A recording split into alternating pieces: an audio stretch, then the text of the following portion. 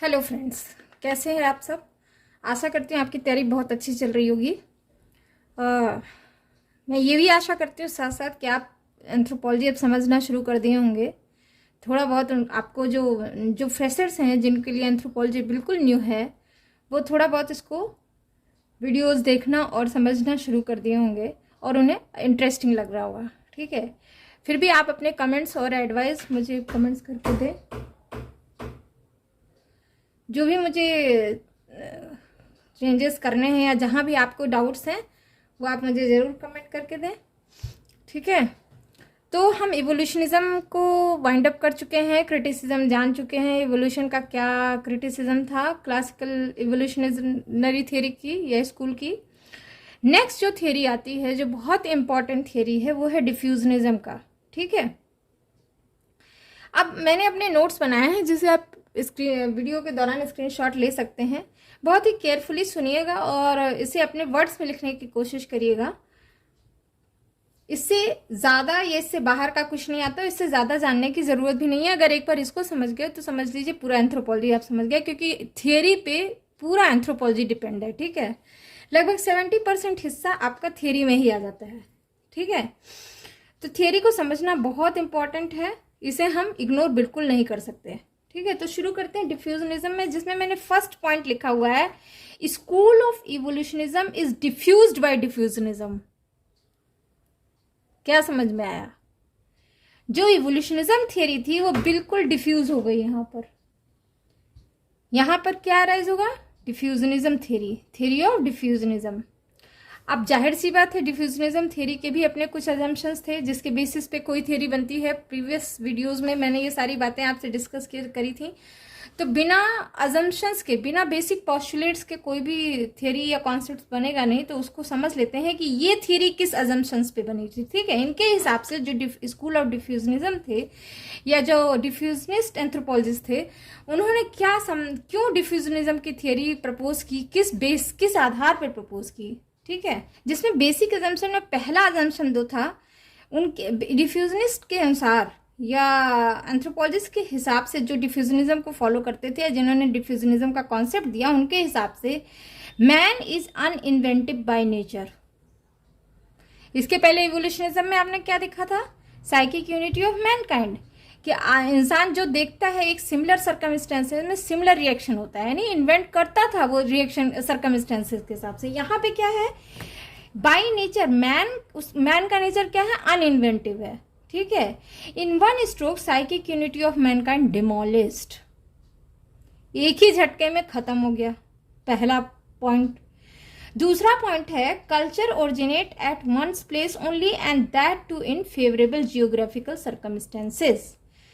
Culture एक place पे origin होती है और वो जहां भी उसको फेवरेबल जियोग्राफिकल सर्कमस्टेंसेस में मिलता है वहीं पर वो प्रोड्यूस होगी और वहीं से वो डिफ्यूज होगी, वहीं से वो एक दूसरे से डिफ्यूज होके जाएगी। ठीक है,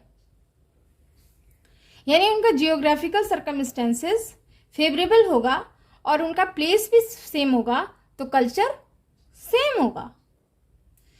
तीसरा पॉइंट है डेंस। इसके बाद क्या होगा? It spread through diffusion and migration. और वो कल्चर कैसे स्प्रेड कर जाएगा?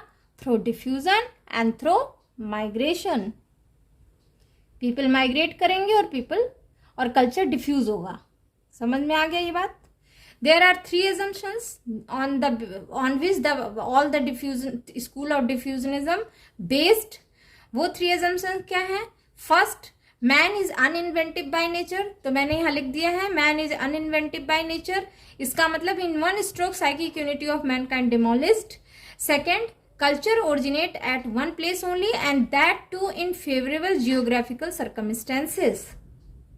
Third है, thence it spread through diffusion and migration.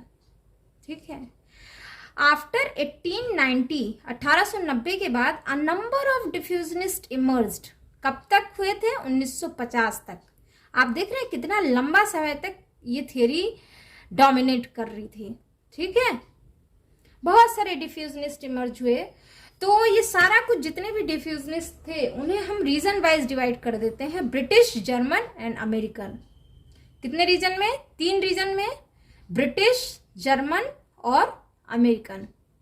यहां तक बात समझ में आ गई। पहले अब सबसे पहले आते हैं अमेरिकन स्कूल ऑफ डिफ्यूजनिज्म। ठीक है, ये अलग से भी क्वेश्चन आता है, what is American school of diffusionism. तो यहाँ मैंने अपने नोट्स बनाए हैं कई किताबों से कंसल्ट करके। तो ये वीडियो सुनने के बाद या ये वीडियो देखने के बाद या हमारी क्लास ज्वाइन करने के बाद आपको किसी किताब की ज़रूरत नहीं पड़ेगी। कोई भी बेसिक रेफरेंस बुक ले लीजिए अगर बहुत ज़रूरत हो, क्योंकि आप लाइब्रेरी में 10-10, 12-12 किताबें एक टॉपिक पे नहीं पढ़ पाएंगे, क्योंकि आपके पास समय कम होता है। कंपटीशन का एक शेड्यूल होता है कि 3 महीने, 6 महीने, 1 साल। ठीक है, तो उतने कम टाइम में आपको बहुत और चीज़ें पढ़नी होती हैं। तो आपको हमेशा आप इंटरेस्टेड रहते हैं, क्यूरियस रहते हैं एक ऐसे क्लास के लिए, एक ऐसे नोट्स के लिए जिसमें आप समझ भी सकें और उसे लेमैन टर्म में आपको समझाया जा सके और उसे आप लिख भी सके अपने टर्म्स में। वो क्वेश्चन किसी भी तरह से पूछा जाएगा, लिखना ऐसे ही उससे रिगार्डिंग। ठीक है, तो अगर अमेरिकन स्कूल ऑफ डिफ्यूजनिज्म पूछा जाएगा तो भी आप लिखेंगे, कल्चर एरिया कॉन्सेप्ट पूछा जाएगा तो भी आप लिखेंगे, अब फ्रेंच बुआस का कंट्रीब्यूशन आपसे पूछा जाएगा तो भी आप यही लिखेंगे। ठीक है, तो मेरे नोट्स को फॉलो करते जाइए और अपने नोट्स बनाते जाइए। ठीक है, that is enough for any competitive exam. अगर आपने एंथ्रोपोलॉजी लिया है या एंथ्रोपोलॉजी से रिसर्च करना चाह रहे हैं, यूजीसी नेट करना चाह रहे हैं तो भी। ठीक है, तो आ जाते हैं अपने टॉपिक पे। अमेरिकन स्कूल ऑफ डिफ्यूजनिज्म में इसको कहते हैं कल्चर एरिया कॉन्सेप्ट। इसका एक नाम है कल्चर एरिया कॉन्सेप्ट। अब कल्चर एरिया क्या है? Culture area is a methodology. Culture area एक तरह की मेथोडोलॉजी है। आपको मैंने मेथोडोलॉजी पहले भी बताई है, सेक्रेड कॉम्प्लेक्स और नेचरमैन स्पिरिट कॉम्प्लेक्स में, कि मेथोडोलॉजी क्या होती है, मेथोडोलॉजी और टेक्निक क्या है। ठीक है, देखो फिर से मैं यहाँ थोड़ा सा ब्रीफ में बता देती हूँ। मेथड वो होता है कि आप कहीं गए तो आपने कौन सा मेथड अडॉप्ट किया। जैसे मान लो एग्जाम्पल ले लेते हैं, हमको जाना है लखनऊ, तो हम किस मेथड के थ्रू लखनऊ जाएंगे, किस तरह से मेथड हम ड्रेस चेंज करेंगे। हम एक बैग लेंगे, उसमें बैग में पानी की बोतल डालेंगे और वो कम्यूट करेंगे। हम कैसे कम्यूट करेंगे? आइदर बस और इधर ट्रेन, या मैं टैक्सी लूंगी तो मैं जाऊंगी लखनऊ। एक तो ये मेथड है। लेकिन मेथोडोलॉजी क्या होगी? अब मुझे किसी को बताना हुआ कि मैं किस तरह से लखनऊ गई, तो मैं ऐसे बताऊंगी कि भाई देयर इज 3 पार्ट। पहला पार्ट तो ये कि मैंने सोचा कि मुझे लखनऊ जाना है, उसके लिए पर्पज है, क्यों लखनऊ जाना है ये पर्पज है। दूसरा पार्ट ये कि क्या क्या कैरी करना है मुझे और कितने टाइम तक रहना है, दूसरा ये, और तीसरा ये कि मैं on what technique I am using to get that part of research. यानी मैं लखनऊ जाने के लिए मैंने क्या टेक्निक यूज करी, तो मैंने यूज किया बस या ट्रेन का। तो ये सारा कुछ एक मेथोडोलॉजी है। ये क्या है? एक मेथोडोलॉजी जिसमें हम अपने सारे पार्ट्स को इंक्लूड करते हैं और वे ऑफ बताते हैं कि किस तरह से लखनऊ तो पहुंचा गया और ये एग्जीक्यूट किया गया, ये चीज़ किया गया। ठीक है, तो इसी तरह है। जैसे मान लीजिए कोई रिसर्च करती हूँ मैं कोई टॉपिक पे, मुझे चाहिए कि भाई ये इस टॉपिक पे मुझे डेटा कलेक्ट, तो एक रिसर्चर जाएगा, वो डेटा कलेक्ट करेगा, लेकिन वो डेटा कलेक्शन के बाद वो अपने सारे रिसर्च को किस फॉर्म में रखता है, way of representation of data, way of representation of data and result also is called methodology. That is called methodology. तो कल्चर एरिया क्या है? एक मेथोडोलॉजी है। ये क्या कहता है? It says culture area is nothing but to map out a cultural map on political map. Culture area कुछ नहीं है बल्कि पॉलिटिकल मैप पे कल्चरल मैप को रख दिया गया है। अब इसका क्या मतलब है आगे समझते हैं। Culture area is not a school but a method. दूसरा पॉइंट ये है, it is use by American डिफ्यूजनिस्ट। American डिफ्यूजनिस्ट के द्वारा यूज किया गया। देखिए मैंने छोटे सेंटेंसेस यूज किए हैं जो बहुत ईजी हैं लिखने में, आपको समझने में। इसी तरह आप भी कोशिश करिए मेन सेंस में इसी तरह लिखने की। जितना आप छोटा और इजी वर्ड्स यूज करेंगे ना, तो बहुत ज़्यादा लिटरली रिच होने की ज़रूरत नहीं है। आप जितना जानते हैं बस अपने वर्ड्स में लिखते जाइए। Culture area is an approach of practical exigencies. Practical exigence जो बाहर से आते थे और उस एरिया पे रहते थे और उसका एक कल्चरल मैप बना देते थे। तो it is an approach before advent of Columbia of new World it was land of red Indian. ये आप सभी जानते हैं कि जब तक न्यू वर्ल्ड का कोलंबिया नहीं बना था तब तक क्या था, ये रेड इंडियन का लैंड था। वो क्या करते थे, they migrated from Central Asia to Central America. Central Asia से गए थे ना सेंट्रल अमेरिका, बिफोर 1000 ईयर्स, बहुत साल पहले। There are 2 ways in order to prove that. तो 2 वे था, ये माइग्रेशन हुआ, इसको प्रूव करने के लिए 2 तरीका था। पहला, अमेरिकन इंडियंस आर मंगोलॉइड्स, तो Asian people are Mongoloids also, ठीक है। दूसरा, many kinship terminology similar to Central Asia, बहुत सारे ऐसे किनशिप टर्मिनोलॉजी थे जो सेंट्रल एशिया के ही तरह थे। तो इस तरह हम जान सकते हैं कि भाई ये जो पीपल है वो माइग्रेट करके आए हैं, ठीक है। These American Indians was very butchered by immigrants, not only cultural but even physical existence being extinct। अच्छा, ये चीज़ आई कैसे, तो यही चीज़ मैं यहाँ बताने की कोशिश कर रही हूँ कि क्या हुआ कि जो अमेरिकन इंडियंस थे, वो जो इमिग्रेंट थे, ठीक है, वो बहुत ज़्यादा उन्हें लूटपाट मचाए, उन्हें मारे काटे। तो इससे क्या हुआ, जो कल्चरल चीज़ था और इसके कल्चरल के साथ साथ फिजिकल एग्जिस्टेंस भी खतरे में आ गई, ख़त्म होने लगी, ठीक है। तो उस समय क्या हुआ, at that time French boss was working in the museum. एक फ्रेंच बॉस एक थे म्यूजियम क्यूरेटर, वो म्यूजियम में काम करते थे। उन्होंने देखा, ऑब्जर्व किया, many red Indians were placed as museum specimen. मतलब स्थिति ये हो गई थी कि बहुत सारे रेड इंडियन को म्यूजियम में प्लेस कर दिया गया कि लोग देखने आए उनको, क्योंकि ख़त्म होने लगे थे, ठीक है। तो वहाँ से इंस्पायर होके फ्रेंच बॉस ने ये कॉन्सेप्ट, ये चीज़ें, इस चीज़ को अप्रोच किया। किस चीज़ को, कल्चर एरिया को। ही अप्रोच्ड कल्चरल एरिया। ही ऑब्जर्व, उन्होंने क्या ऑब्जर्व किया कि मटेरियल कल्चर ऑफ म्यूजियम, बहुत सारे, सिर्फ रेड इंडियन को ही नहीं रखा गया, रेड इंडियन का कल्चर भी देखा, क्या खाते थे, क्या पहनते थे, क्या उनका खाना बनाने का तरीका था, क्या वो किस तरह से रिचुअल्स करते थे, उसमें जो जो चीज़ें वो यूज करते थे, उनके रिलीजन से रिलेटेड जो चीज़ यूज करते थे, तो सब कुछ जो है म्यूजियम में रख दिया गया था। अब वो फ्रेंच बॉस क्या किए, एक एक चीज़ को उन्होंने ऑब्जर्व करना शुरू किया म्यूजियम के, ठीक है। तो पाए कि there were similarities in material culture in specified geography. उन्होंने देखा कि भाई स्पेसिफिक जियोग्राफिकल एरिया में सिमिलरिटीज हैं, किसमें, मटेरियल कल्चर में, ठीक है। जो भी उन्होंने मटेरियल कल्चर को ऑब्जर्व किया, उनको सिमिलरिटीज मिलती गई एरियाज में। इसके बेसिस पे, on the basis of these similarities, he develop culture area. अब culture area and it is an effort to map out cultural map on geographical map of new world. तो इस तरह से एक एफर्ट था जो जियोग्राफिकल मैप पर cultural map develop करने की कोशिश की गई, ठीक है। यहां तक समझ में आ गया। अब एक और आते हैं अमेरिकन एंथ्रोपोलॉजिस्ट क्लार्क विजलर। वो भी जब शुरू में क्या किए, शुरू में initially divided north America into 10 cultural, वो भी डिफ्यूजनिस्ट थे। उन्होंने क्या किया कि नॉर्थ अमेरिका को 10 कल्चरल एरिया में डिवाइड किया, फिर वो इंटीग्रेट किए इसको, देन ही इंटीग्रेटेड एंड फिर उसको 8 कल्चरल एरिया बनाया, modify into 8 cultural group. It is known as, इनके हिसाब से, food area. It is known as food area, क्योंकि जो उन्होंने मटेरियल सेलेक्ट किया था that is based on the food, type of food. तो cultural area named as food और सब्सिस्टेंस। तो क्लार्क विजलर के हिसाब से culture area and food area में अप्रोच किया गया। Culture area Eskimo, great plain, इन्होंने पूरा नॉर्थ अमेरिका को 8 कल्चरल एरिया में डिवाइड किया। वो उनका कल्चर क्या था, मटेरियल कल्चर क्या था, फूड। तो Eskimo caribou, great plains bison, north pacific coast salmon खाते थे, कैलिफोर्निया में वाइल्ड सीड्स खाया गया, साउथ ईस्टर्न वुडलैंड में ईस्टर्न मेज खाया गया, साउथ वेस्ट मैक्सिको पेरी में बहुत ज़्यादा एग्रीकल्चर होता था, इंटेंसिव एग्रीकल्चर, अमेजॉन रीजन में मैनियक, गुआनाको में गुआनाको खाया गया, ठीक है। नेक्स्ट पॉइंट है इसमें culture area concept American school of diffusionism में। All the credit goes to Clark Wissler. एक पॉइंट मैंने यहाँ लिखा है इंपॉर्टेंट है, इसे भी आप अपने आंसर में जरूर इंक्लूड कीजिएगा।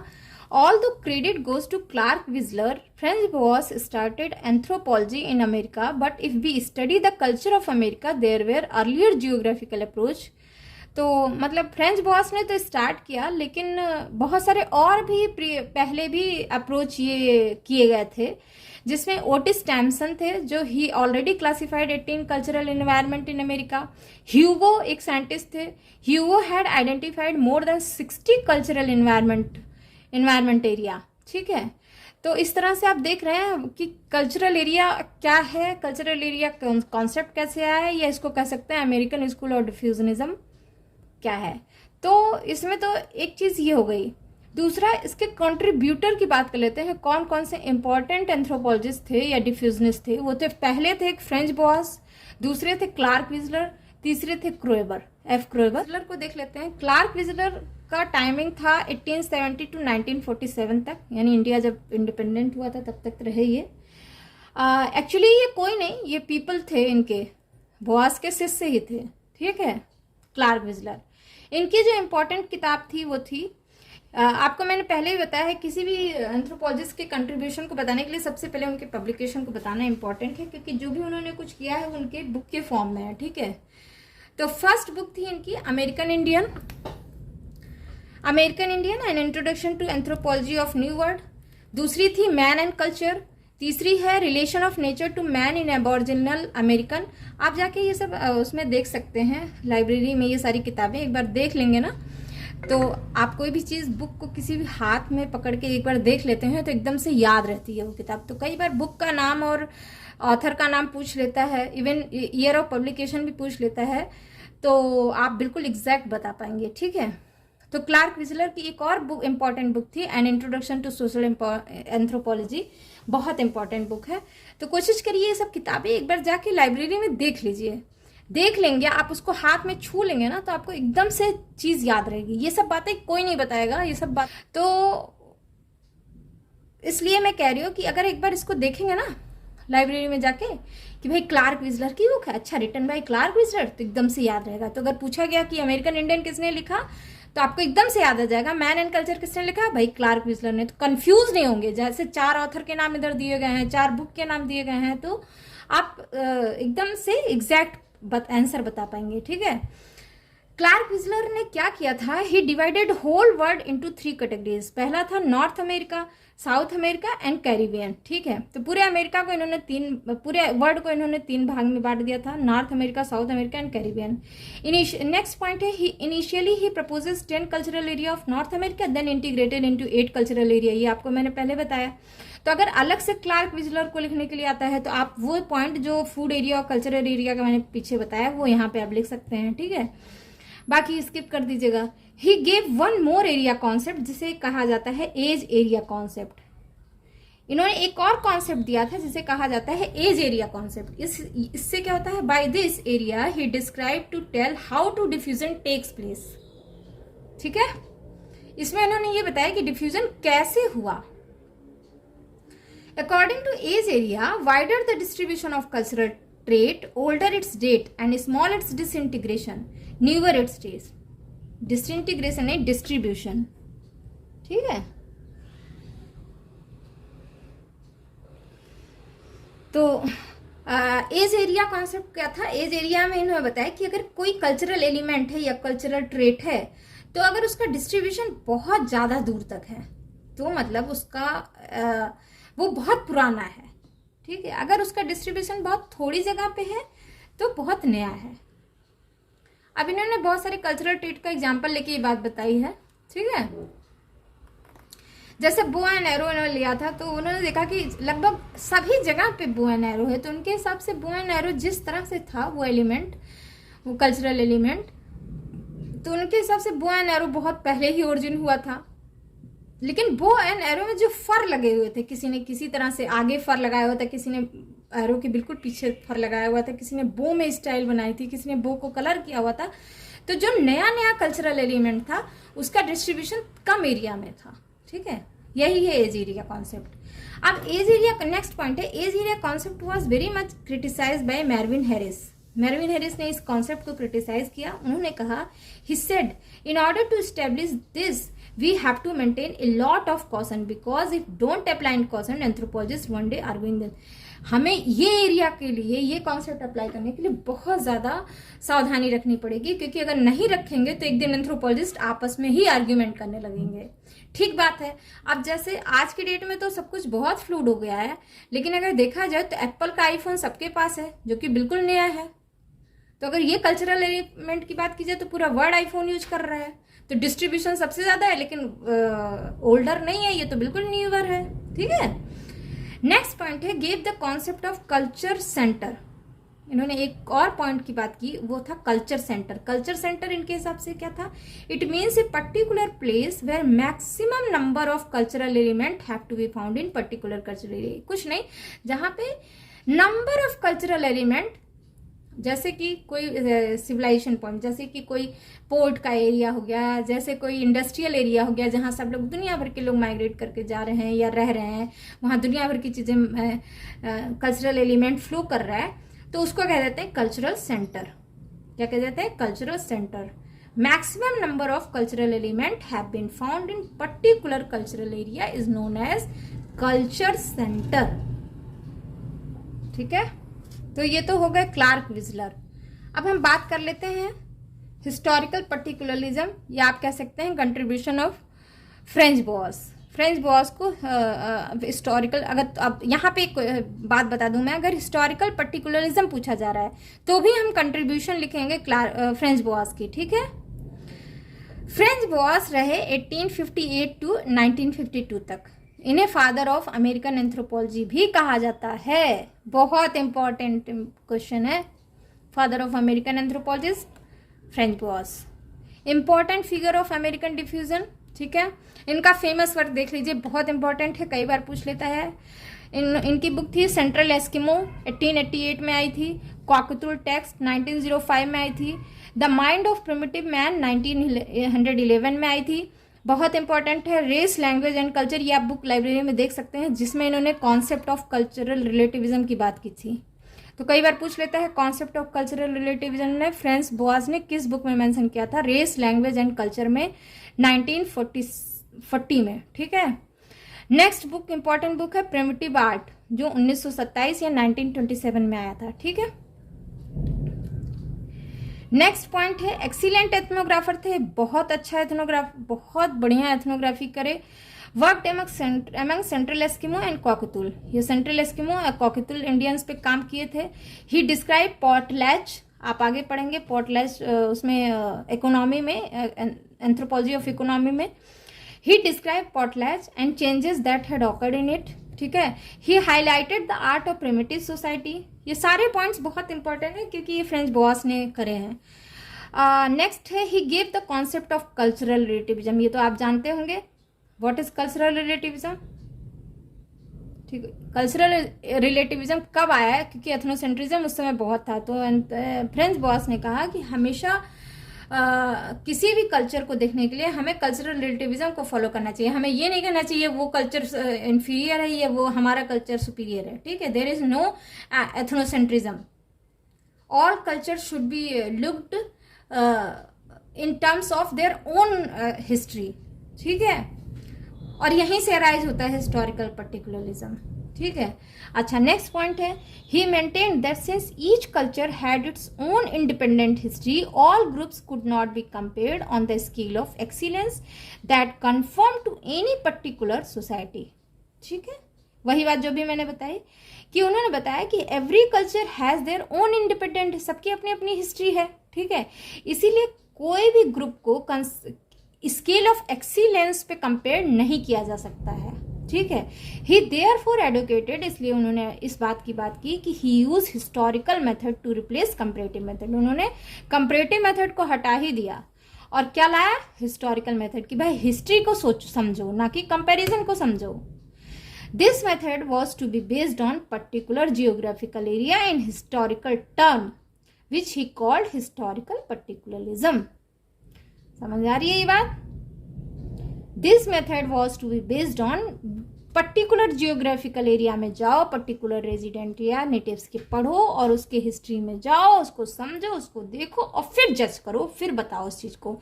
तो इसको इन्होंने कह दिया हिस्टोरिकल पर्टिकुलरिज्म, या हम जानते हैं इस थ्योरी को हिस्टोरिकल पर्टिकुलरिज्म। ठीक है, तो अब इस कॉन्सेप्ट को आप समझ गए, what is ethnocentrism, what is cultural relativism, what is historical particularism, समझ आ गई। नेक्स्ट पॉइंट है he advocated the use of natural history approach, बहुत इंपॉर्टेंट है फॉर अंडरस्टैंडिंग सोशल रेगुलेटरीज। उन्होंने नेचुरल नेचर को समझो, हिस्ट्री को समझो और फिर इस अप्रोच को लगाओ, और इस तरह जो सोशल रेगुलेटरीज हैं, जो एक पैटर्न दिखता है हर जगह उस सोसाइटी में या उस चीज़ में या किसी भी cultural element, material non material thing में, उस अप्रोच को लगाओ। किस अप्रोच को? नेचुरल हिस्ट्री अप्रोच को समझने के लिए, उस पैटर्न को समझने के लिए नेचुरल हिस्ट्री अप्रोच को समझो, पैटर्न को लगाओ। नेक्स्ट पॉइंट है he was a well known folklore, बहुत बढ़िया, इन्होंने फोकलोर पे स्टडी की थी। He published many volume on the folk tale of American tribe. ठीक है, he was appointed as editor of the journal of American folklore, ये भी लिख दीजिएगा, अमेरिकन फोकलोर की एडिटर भी रहे। As a physical anthropologist did a lot of work on human growth, introduce the concept of tempo growth, बहुत important है, वो फिजिकल एंथ्रोपोलॉजिस्ट भी थे और उन्होंने बहुत सारा काम ह्यूमन ग्रोथ पे भी किया था, और एक वर्ड कॉन्सेप्ट दिया था टेम्पो ग्रोथ का। Effect of ecology on cephalic index, cephalic index जब हम फिजिकल एंथ्रोपोलॉजी बताएंगे उसमें आपको ये सारी चीज़ें बताएंगे, what is index, what is cephalic index, what is nasal index, ये सारी चीज़ें।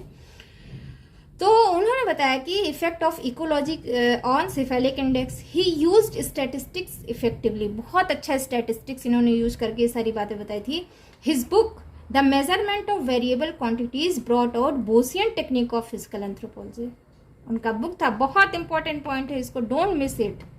His book the measurement of variable quantities brought out, इन्होंने Boasian technique of physical anthropology जो लाई थी वो किस बुक में था? The measurement of variable.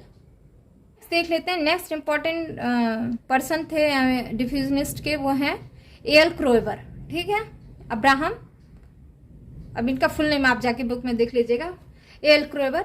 इनका फेमस वर्क या इंपॉर्टेंट पब्लिकेशन देख लेते हैं, anthropology, handbook of Indian of California, publication, year of publication आप किसी भी बुक के पीछे देखिएगा तो उसमें मिल जाएगा।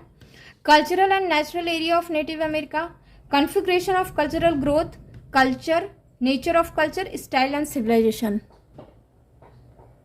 समझ आई बात?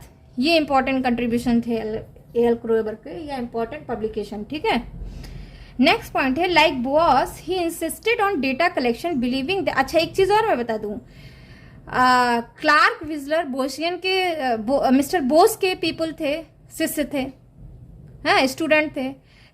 एल क्रोएबर मिस्टर क्लार्क विजलर के शिष्य थे, समझे? तो नेक्स्ट पॉइंट है like Boas he insisted on data collection believing that fact must preceded theory and दस एनकरेज ट्रेड लिस्ट अप्रोच, बहुत इंपॉर्टेंट चीज है। इन्होंने बोस को फॉलो किया इनके हिसाब से कि डेटा कलेक्शन में हमेशा फैक्ट जो है थियरी को प्रीसीड करती है, और इस तरह से ट्रेड लिस्ट अप्रोच को फॉलो किया किसी भी पैटर्न को समझने के लिए, किसी भी रेगुलेटरीज को समझने के लिए। ठीक है, he remembered for the concept of culture as super organic, ये बहुत इंपॉर्टेंट है। कई बार कल्चर का डेफिनेशन में आप पढ़ते हैं ना, कल्चर, व्हाट इज कल्चर, तो आप कहते हैं ना कल्चर इज सुपर ऑर्गेनिक, इसका क्या मतलब है? इसका अच्छा, पहली बात तो ये चीज दिया किसने था? एल क्रोएबर ने। तो इसका क्या मतलब होता है? इनके हिसाब से कल्चर, इनके हिसाब से man is an organism does not control, man जो है कल्चर को कंट्रोल नहीं करता है, बल्कि man born in culture, live and die in culture. ठीक है, मैन जो है कल्चर में बॉर्न करता है, बॉर्न होता है और जीता है और मर भी जाता है कल्चर में। ऑल द मैन में modify the culture but culture existence remain, man modify कर सकता है कल्चर को लेकिन कल्चर का एग्जिस्टेंस हमेशा रहता है। तो यही ये भी एक डेफिनेशन है ना, आप पढ़ते हैं डेफिनेशन ऑफ कल्चर में, कल्चर इज सुपर ऑर्गेनिक। तो इसका मतलब क्या है? यही है, man doesn't control culture, man born in culture, live and die in culture, all the man में modify the culture but culture existence remains, हमेशा रहता है कल्चर। ठीक है, नेक्स्ट कॉन्ट्रीब्यूशन या नेक्स्ट चीज क्रोएबर ने क्या किया, Kroeber has not very much work on culture area but very much confined. ठीक है, उन्होंने बहुत सारा वर्क नहीं किया कल्चर एरिया पे, बल्कि क्या किया था उन्होंने कि विजलर के रिसर्च को लेके विजलर के काम को लिया, उसको मॉडिफाई कर दिया, दूसरे लोगों के काम को लिया, उसको मॉडिफाई कर दिया। तो चूंकि वो शिष्य किसके थे, क्लार्क विजलर के, तो उनका सबसे पहला ध्यान किस पे गया, विजलर के वर्क पे। तो उन्होंने क्या किया, विजलर का जो रीजनल डिवीजन था तो उसको उन्होंने मॉडिफाई कर दिया। किसने, क्रोएबर ने। क्रोएबर ने आइडेंटिफाई सेवरल ग्रैंड एरिया, जैसे विजलर ने 10 को किया था, उस फिर 10 को भी मॉडिफाई करके 8 एरिया बना दिया था, लेकिन क्रोएबर ने बहुत सारे ग्रैंड एरिया बनाए, जिसमें 21 एरिया और 63 सब एरिया बनाए for north and central America. तो he divided America in several area, ठीक है, several cultural area you can say. Next point है क्रोएबर ऑब्जेक्टेड विजलर्स टर्म। अच्छा, ये अपने गुरु के ही टर्मिनोलॉजी को ही ऑब्जेक्ट कर दिए थे, ऑब्जेक्शन इनको था। He said that Wissler set culture centre, उन्होंने कहा कि विजलर ने जिसे कल्चर सेंटर कहा है उसको कहना चाहिए कल्चर क्लाइमैक्स, या यहाँ पे एक और चीज है कल्चर इंटेंसिटी, कल्चर इंटेंसिटी। ठीक है, इनके हिसाब से विजलर ने जिसे कल्चरल सेंटर कहा था उसको कहना चाहिए कल्चर क्लाइमैक्स। आपने पीछे देखा था ना कि multiple of cultural variable in a particular geographical area is called cultural centre. तो इनके क्रोएबर ने बोला नहीं, this is called cultural, this should be called culture climax. ठीक है, यहां तक समझ में आ गया। तो that is the contribution of A L. Kroeber. इतना इनफ है, इससे ज्यादा जानने की जरूरत नहीं है। इसी तरह आप भी लिखिएगा, तो कोशिश करिए कि इसकी वो ले लीजिए, एक स्क्रीनशॉट ले लीजिए और या तो 2 या 3 बार सुन लीजिए और फिर अपने वर्ड्स में लिखने की कोशिश करिए। लेकिन मैंने यहाँ बहुत ही मेहनत के साथ ये सारे नोट्स बनाए हैं, तो प्लीज़ मेरे चैनल को सब्सक्राइब करिए और अपने फ्रेंड्स के साथ भी शेयर करिए, जिससे मैं मोटिवेट रहूँ और अच्छा से आपको नोट्स देने की और अच्छे से आपको समझाने के लिए। ठीक है, नेक्स्ट देख लेते हैं। आप कोई भी, मैंने बताया था, कोई भी कॉन्सेप्ट, कोई भी थियरी, क्रिटिसिज्म जरूर होता है, तो क्रिटिसिज्म भी इसका देख लेते हैं। Criticism of American school of diffusionism. तो पहला क्रिटिसिज्म ये किया गया था कि सबने ये बोला कि it was only idiographic not nomothetic. ये इडियोग्राफिक केवल था, इसमें नोमोथिज्म नहीं था। अब ये क्या होता है, नोमोथेटिक क्या होता है, लॉ गिविंग, और इडियोग्राफिक या डिस्क्रिप्टिव होता है in particular term. As nomothetic is law giving, nomothetic attempt to discover general social law. ठीक है, idiographic on the other hand means description of particular. Actually लोग क्लार्क विजलर वगैरह क्या करते थे, गए वहां देखा और बस डिस्क्राइब करना शुरू कर दिया। वो किसी सोशल लॉ की स्टडी नहीं कर रहे थे कि ये जो रेगुलेटरीज आ रही हैं आ कैसे रही हैं, इसके पीछे कौन सा लॉ काम कर रहा है, ये नहीं समझे। बस समझ गए और बस written a number of thing, लगा डिस्क्रिप्शन दिए जा रहे हैं, तो इसको कहते हैं इडियोग्राफिक। ठीक है, उन्होंने किसी लॉ को नहीं खोजा कि जो पैटर्न दिख रहा है, ये रेगुलेटरीज दिख रही हैं, इसके पीछे क्या रूल्स काम कर रहा है, क्या लॉ काम कर रहा है।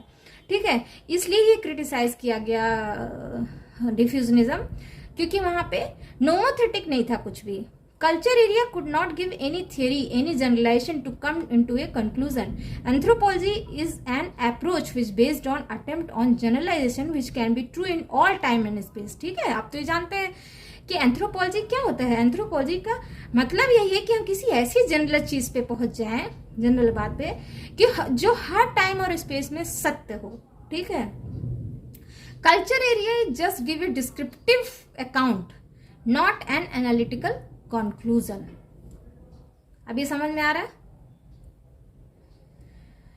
नेक्स्ट क्रिटिसिज्म या नेक्स्ट जो है इनकी आलोचना क्यों की गई, नेक्स्ट पॉइंट था कि culture area approach was just an ethnographic exercise. भाई हम गए किसी कम्युनिटी की स्टडी की और उसके एथनोग्राफिक अकाउंट बना दिया। जैसे कि कैलिफोर्निया में many anthropologist went over there and gave their own cultural area and now 7000 cultural area is there. समझ में आई बात। तो this become an ethnographic exercise, मतलब उतने साल तक केवल एक एंथ्रोपोलॉजिस्ट के पास एक तरह का एथनोग्राफिक एक्सरसाइज हो गया था विदाउट एनी साइंटिफिक मेथड। तो डिफ्यूजनिज्म को इस तरह से क्रिटिसाइज किया गया। Still it is very important. ये अमेरिका में एंथ्रोपोलॉजी को इस्टेब्लिश किया, ये आगे और सिद्धांतों को लाने में मदद किया। भाई कोई चीज़ बहुत अच्छे से की जाती है तभी उसका समझ में आता है कि इसके आगे क्या हो सकता है। तो कोई भी चीज़ क्रिटिसिज्म तो होनी चाहिए, लेकिन क्रिटिसिज्म के बेसिस पे उसे इग्नोर नहीं करना चाहिए, क्योंकि वही बेस बनाता है आगे आने वाली चीज़ों को अपग्रेड करने के लिए। ठीक है, तो मेरी मेहनत अच्छी लगी हो तो मेरे चैनल को जरूर सब्सक्राइब करें, अपने फ्रेंड्स और रिलेटिव्स के साथ जरूर शेयर करें, जो भी तैयारी कर रहे हैं स्टूडेंट्स को बताएं, जिससे मैं भी मोटिवेट रहूं और अच्छे से आपको नोट्स दे पाऊं और समझा पाऊं। Thanks for listening, bye bye.